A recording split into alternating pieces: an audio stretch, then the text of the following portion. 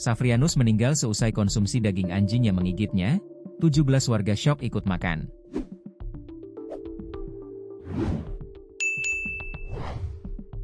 Warga Dusun Uu, Desa Wejang Mawe, Kecamatan Lambaleda Timur, Kabupaten Manggarai Timur, Nusa Tenggara Timur, NTT, digegerkan dengan kasus meninggalnya seorang pria akibat rabies.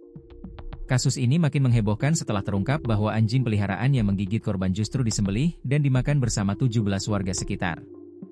Korban diketahui bernama Safrianus Burdin, 37. Ia digigit anjing peliharaannya sendiri pada awal September 2025. Menurut keterangan keluarga, anjing tersebut sempat menghilang semalaman sebelum akhirnya pulang ke rumah pada keesokan paginya.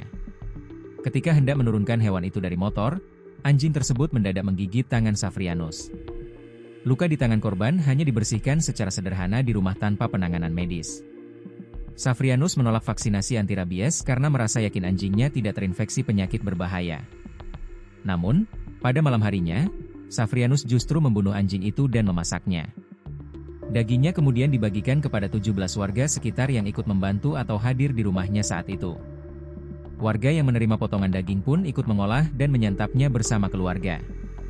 Beberapa hari setelah kejadian, situasi tampak normal.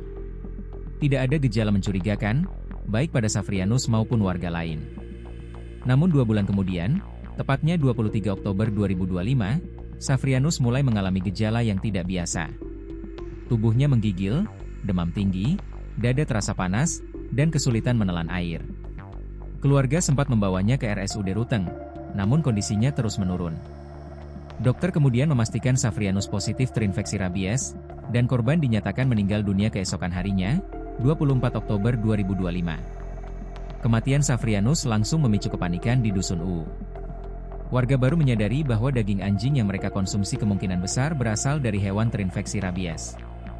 Pihak Puskesmas Lawir bersama Dinas Kesehatan Kabupaten Manggarai Timur segera turun tangan melakukan investigasi lapangan. Sebanyak 17 warga yang diketahui ikut makan atau mengolah daging tersebut langsung diperiksa kesehatannya.